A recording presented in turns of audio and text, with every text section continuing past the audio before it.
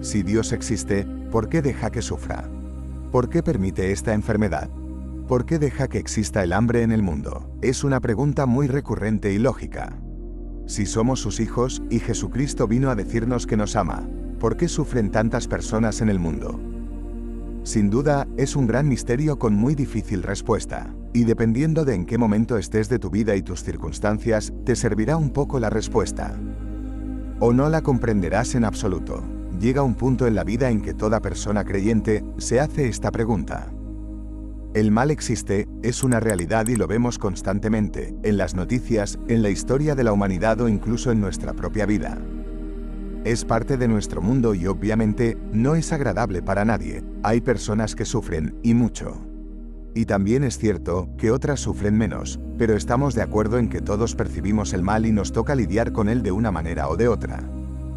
La fábula de Einstein y la discusión en el colegio. Existe un cuento que circula de boca en boca en algunos lugares, en el que Albert Einstein no está demostrado que esto sucediera de verdad, discute con su profesor sobre la existencia de Dios.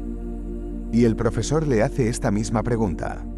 ¿Cómo va a existir Dios que lo hace todo bien y es todopoderoso en un mundo imperfecto y lleno de dolor? Supuestamente, Einstein le responde con otra pregunta. ¿Existe la oscuridad? Y el profesor le responde que no, que la oscuridad es la ausencia de luz. Y el alumno le vuelve a preguntar, ¿existe el frío?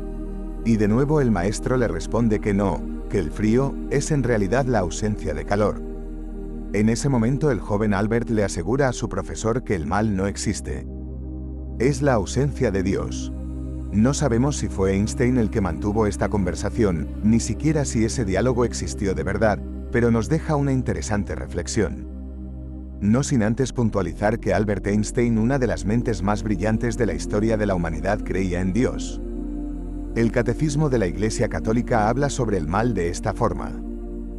Dios es infinitamente bueno y todas sus obras son buenas. Sin embargo, nadie escapa a la experiencia del sufrimiento, de los males en la naturaleza, que aparecen como ligados a los límites propios de las criaturas, y sobre todo a la cuestión del mal moral. ¿De dónde viene el mal? Quaerebam unde malum et non erat exitus, buscaba el origen del mal y no encontraba solución, dice San Agustín, y su propia búsqueda dolorosa solo encontrará salida en su conversión al Dios vivo. Porque el misterio de la iniquidad solo se esclarece a la luz del misterio de la piedad. La revelación del amor divino en Cristo ha manifestado a la vez la extensión del mal y la sobreabundancia de la gracia. Debemos, por tanto, examinar la cuestión del origen del mal fijando la mirada de nuestra fe en el que es su único vencedor. El concepto de libertad. Centrándonos en la respuesta a la pregunta, ¿por qué Dios permite el mal?, llegamos hasta el término de libertad. El mundo que hemos conocido sigue un claro orden en la naturaleza y la creación, pero una de las características que definen al ser humano es la libertad. Eso nos distingue y nos hace ser quienes somos. Si la creación es precisamente un acto de amor, su único objetivo puede ser que seamos felices. Y esa felicidad solo puede alcanzarse a través del amor. Él nos creó a su imagen y semejanza, y nos ama, así que nosotros tenemos que tener la posibilidad de amar. Y esa posibilidad de amar, de entregarse a los demás, de creer en el bien, de cuidar de los otros, implica que exista la posibilidad de no hacerlo. Si podemos amar, podemos no hacerlo. Si no, no podríamos querer.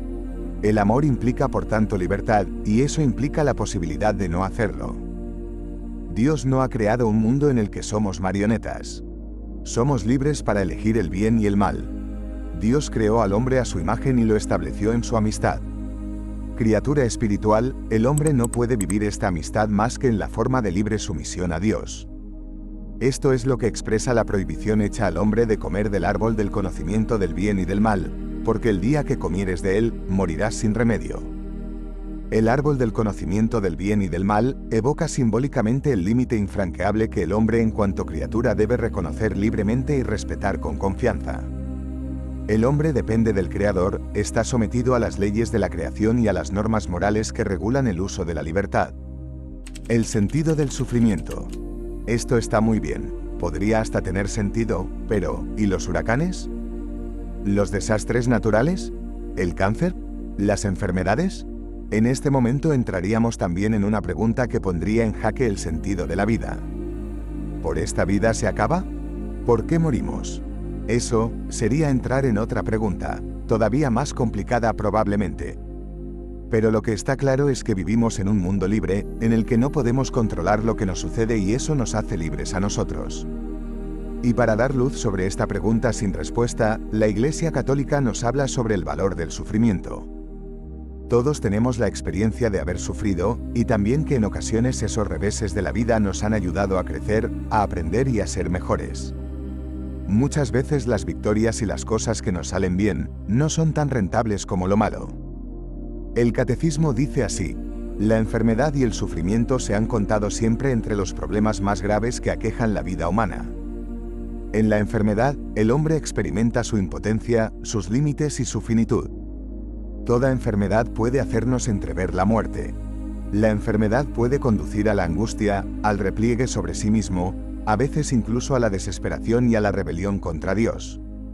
Puede también hacer a la persona más madura, ayudarla a discernir en su vida lo que no es esencial para volverse hacia lo que lo es. Con mucha frecuencia, la enfermedad empuja a una búsqueda de Dios, un retorno a Él. Dios persigue nuestro corazón. Dios desea bendecirnos y que tengamos una vida abundante, pero nos ama a tal punto que para Él es más importante nuestro corazón que nuestro cuerpo, aun siendo Él nuestro creador. Y esto tiene una razón. Uno es temporal y el otro tiene un propósito eterno.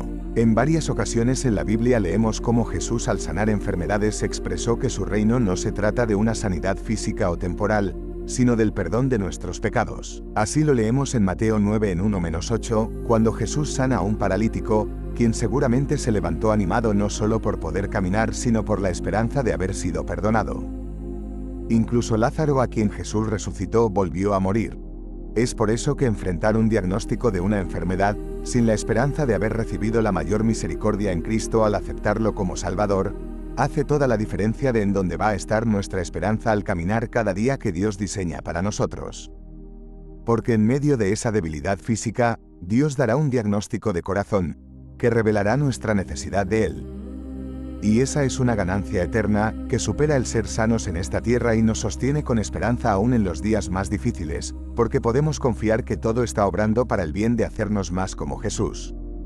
Y porque a la larga la enfermedad de nuestro pecado nos consume, así como lo expresaba David en Salmos 32. Cuán bienaventurado es aquel cuya transgresión es perdonada, cuyo pecado es cubierto. Cuán bienaventurado es el hombre a quien el Señor no culpa de iniquidad, y en cuyo espíritu no hay engaño. Mientras callé mi pecado, mi cuerpo se consumió con mi gemir durante todo el día.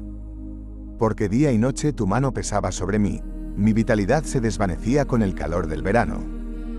Selah, Salmo 32 en 1:4 NBLA. Cómo Dios es glorificado en la enfermedad.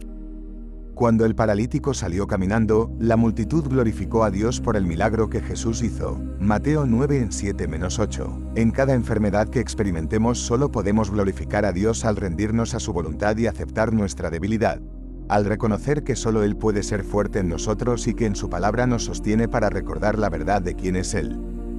También al compartir con otros el increíble consuelo que sin merecerlo recibimos de Él, porque Jesús, quien cargó y soportó todos nuestros dolores, se puede compadecer de nosotros. Hebreos 4 y 16 de la madrugada -7, Isaías 53. Creyendo que Él es poderoso para sanarnos, a través de la medicina o tratamientos, y que aún en aquellas enfermedades que no terminen aquí en la tierra, lo bendeciremos porque al estar con Él, estaremos sanos por completo. ¿Por qué Dios permite el mal? Sigue siendo una pregunta con difícil respuesta. Como tantas otras cosas en la vida, que no entendemos y que son más complejas incluso de lo que parece.